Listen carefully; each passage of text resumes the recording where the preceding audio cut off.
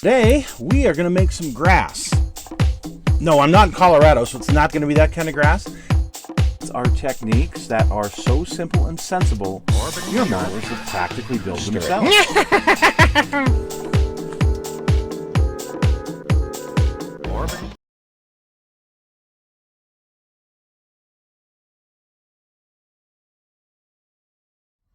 Hello folks, it's Mad Dog Merv. Welcome to today's show. Today is going to be the final installment of the Mustang 2. I don't know, the box is behind me, I guess. Yeah, right there, you see. I have been dogging the kit a lot because it absolutely deserves it. The fit issues are just atrocious.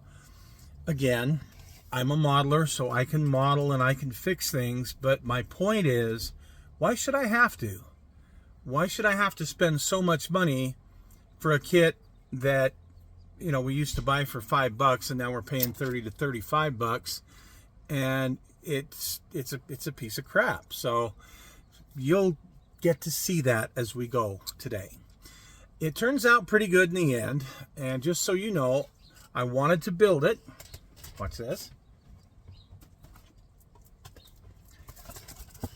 Like this version right here. As close as I could get. I didn't want all of the sponsor decals because I'm not making it an actual drag racer.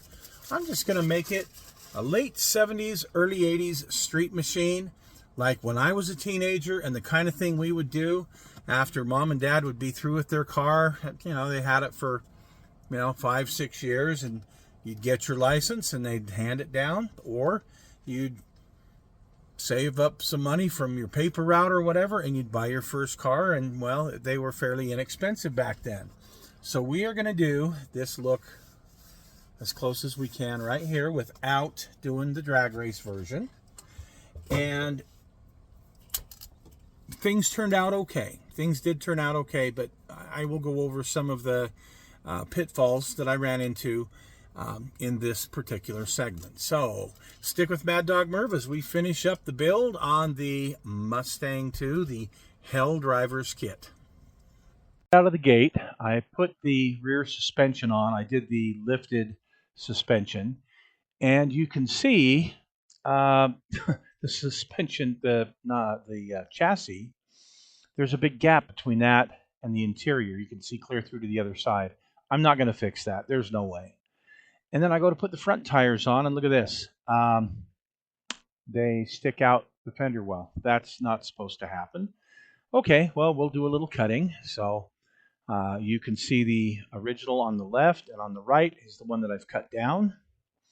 So that hopefully, I think I cut it just enough that it will fit just right. Now on the engine, it was a quick and easy build. But I'm not going to be doing a chrome tunnel ram necessarily. But you could see a lot of the chrome pieces have chipped off. I'm going to have to touch those up with my Molotow chrome, liquid chrome. Look at this starter motor. Absolutely pathetic. Really? Wow. Could have put forth a little more effort on that, I think. But they did it short so that that stupid axle in the front could have room. Okay, so I've gone ahead and clear coated this with a flat clear, and you can see it's definitely toned down. And I'm taking some of that wire that I purchased a while back off of eBay. I did a kit hoarder stash on this a while back, but got this nice yellow wire and cut real easy, went right together, super glued on where it was supposed to be, and I think it turned out okay. But I go to put the engine in, and this cross member for the tranny is in the way. It won't come back far enough. And as you can see, it's too far forward, and it sits up just a little bit. Oh, man. So I'm going to have to rip out that cross member. And once I ripped out the cross member, poof, it went right into place. I glued it down. I didn't bother to replace the cross member. So there it is. All right. Next problem. I go to close the hood. Uh-oh. My distributor is in the way of the hood closing tight. Wonderful. Well, I guess we'll get out the Dremel. I guess it's a good thing I have a Dremel. We'll get out the Dremel, and we'll thin out this hugely thick piece of plastic. and get it down to size so that I can actually get the hood to close, and it worked out okay. You can see there's no cross member here. I went ahead and sanded my tires. I've got these traction bars off that 68 Firebird kit I recently reviewed, and didn't do anything fancy with the underside because I'm never going to see it again. So there you go.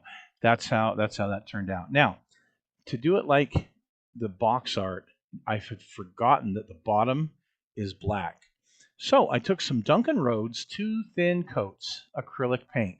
This stuff is wonderful. I don't like the container, but man, it sure does come out really nice looking. It flows very well. And 1 coat with a flat brush, and it went down perfect. It looked great. I didn't want it to be a high sheen anyway.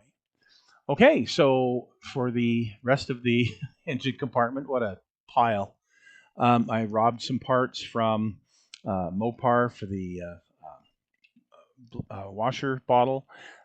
I did get a battery out of a 71 Mustang kit, AMT Mustang kit, put it where it belonged, and I had to throw some pieces together to get a brake master cylinder because this thing did not have that. Also, the Mallory ignition box. I got that from a funny car kit that I had. So, not too bad. I went ahead and put my antenna on. That's kind of my classic thing. And it's got a huge ball on it. Don't worry, that ball, I know people go, oh no, that's too big. No, I actually had one that size on my antenna on my Cougar back in the day. So I know about that.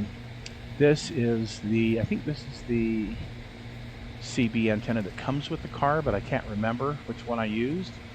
You can see where there's some decal issues there I couldn't fix, but the marker lights turned out okay. The black on the bottom has just a very slight sheen to it. I think it looks very good, perfect for this. I did get the spoiler to fit okay after I figured out how to put the front valence on. And the hood will close a little bit tighter. I just didn't close it real tight here for this picture, but there you go. The mirrors actually came off of 71 Mustang, AMT Mustang as well, because this thing didn't have any mirrors, any side view mirrors. So threw some Molotow liquid chrome on those, and here you go.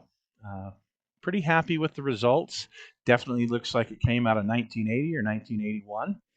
Sitting there at the high school. Not too bad. Blacked out grill. I didn't cut out all the stuff on the grill. Wasn't going to waste my time on this thing. So anyway, has a good rake to it.